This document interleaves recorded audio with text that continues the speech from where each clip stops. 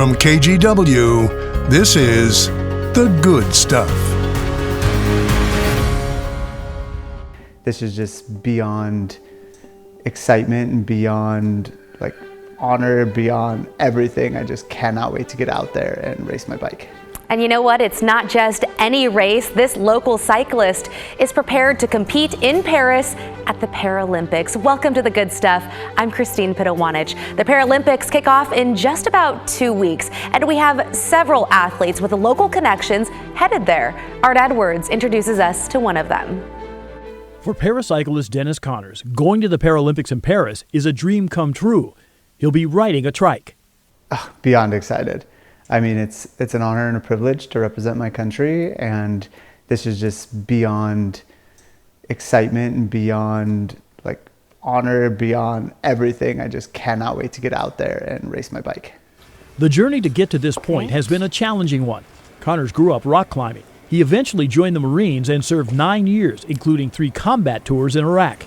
I am one of the many veterans that didn't realize they had traumatic brain injuries. When he returned home, he began cycling as therapy and for mental health reasons, but he had balance issues.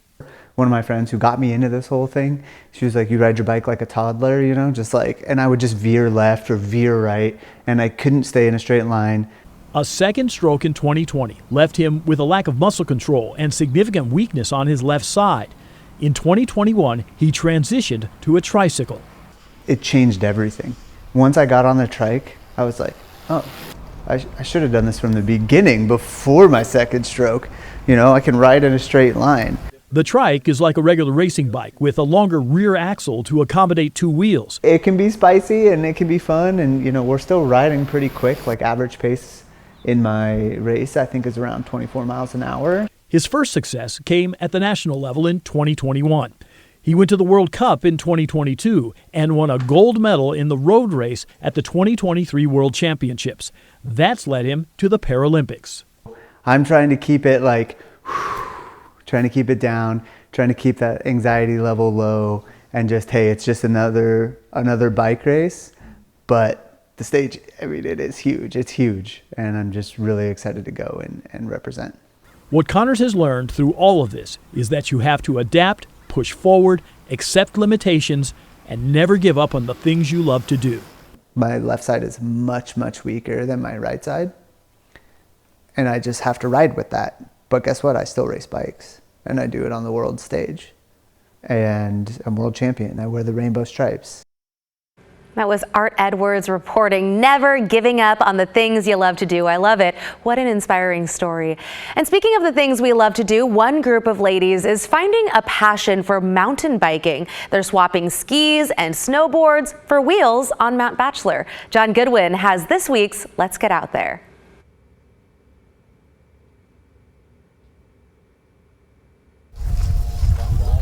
You might know it more for its winter wonders, but don't sleep on Mount Bachelor's summer splendor. It's one of the few things I've found that makes you feel like a kid again. Tonight, it's all about the ladies, whether single or spoken for. Think of this as a bachelorette party. We have a lot of different options based on your rider, comfortability and skill level, and you can just kind of rip your way down. Ben's Jacqueline Wallace is here with old and new friends ready to mountain bike. It's called Women of the Dirt, and essentially we just get a bunch of rad ladies together and we go up, we split off into groups, and then we'll go to the trail. Women of the Dirt is a brand new bi-weekly evening event at Bachelor for the summer. Each night, these ladies get private access to one trail with free reign to take their time and hone their skills. Tonight, it's Lava Float. The goal is to bring more riders up here to Mount Bachelor, introduce them to downhill mountain biking, and give them a space where they can meet other like-minded ladies too, to have fun and push themselves a little bit more. Kristen Costa works at Mount Bachelor. $20 covers your lift ticket, and you get discounts on things like gear and rentals. You also get access to the Skills Park. You don't have to be someone that rides downhill mountain bikes every day. You could try it for the first time like I did this summer and fall in love with it. Finding mountain biking has been the best, discovery of my life. I love it so much, and it's done so much for me personally, friendship-wise, mentally, physically, all of the things. Women of the Dirt will meet a few more times this summer. You can find the schedule at mountbachelor.com. As one of the group's leaders, Jacqueline loves the sisterhood, both near and far. She hopes you'll consider taking the lead. I'm thinking about, how can I have the most fun, but also, get better myself. I try to compete against myself and not others. And so how can I do this better than the last time? If you're thinking about doing it, just do it and you'll find your people. It's awesome. At Mount Bachelor, I'm John Goodwin. Let's get out there. I love that. If you're thinking about it, just do it. That's how we end up having new experiences, right? And we're curious, have you by chance tried something new this summer? We posted on social media asking for photos of a new summer experience you had, and gosh, we got so many responses. First up, Dara went rock hunting on a beach. It'd be so cool to see your rock collection, Dara. And that sunset, whew, breathtaking. Liz went paddleboarding. How fun! That was on Lost Lake.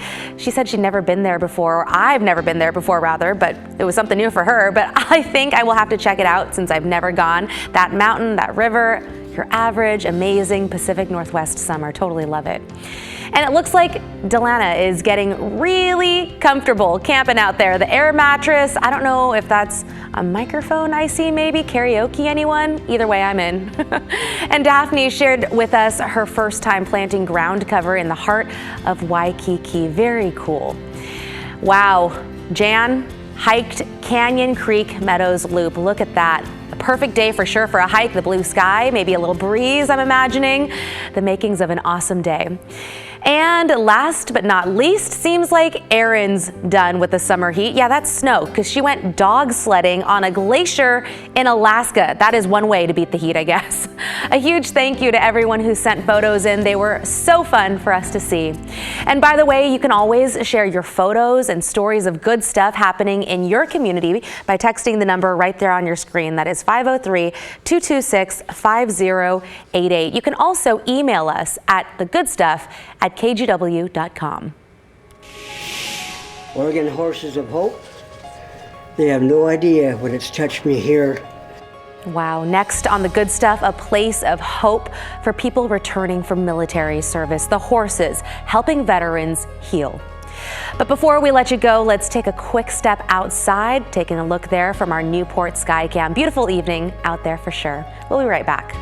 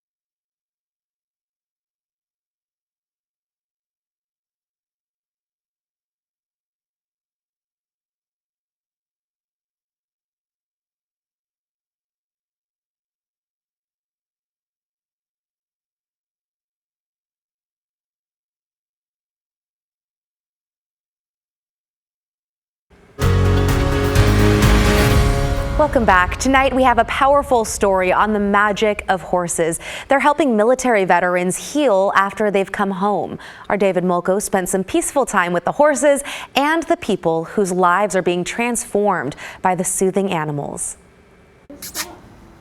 Mila, feeling them breathe, feeling them move. Sometimes it's hard to explain it. Because Jason Dodge Being a veteran, it's an honor. has experienced the magic firsthand. If I'm having a really bad day, I come out and it just melts it away. Melts away memories and feelings of a time in his life that changed everything. I was Marine Corps. And served toward the end of the Gulf War and in Somalia. When I came back, I was not the same person I was. I was very angry most of the time. My fuse was non-existent. How Jason found his way forward They're a godsend. is why we're here at his home in Lebanon They are our family. Yeah. with Seamus, Yeah. Neela, and Jason's wife, Monica. Like, I want treats. I don't have any more. Watching somebody you love struggle really hard hits home. Jason has been hands-on with horses now for some 15 years. They're my counselors. Yeah.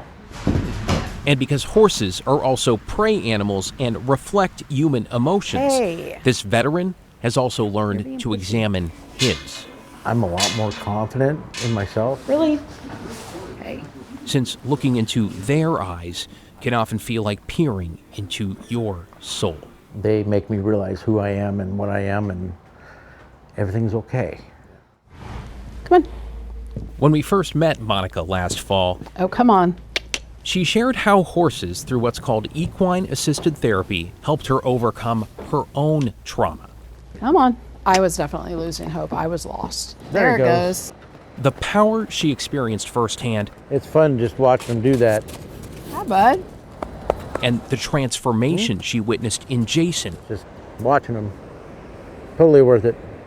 led her here to Horses of Hope in Turner, the nonprofit she now runs, Being around them kind of gives you perspective. and the vision to pay it forward I hope so. with a veterans program she created to help others.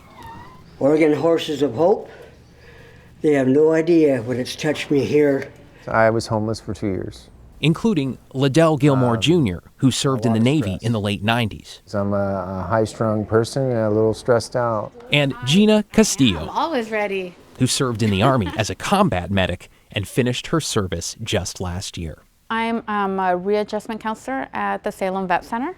I did feel it was a calling. Horses are new to both. What have you learned about yourself? About myself.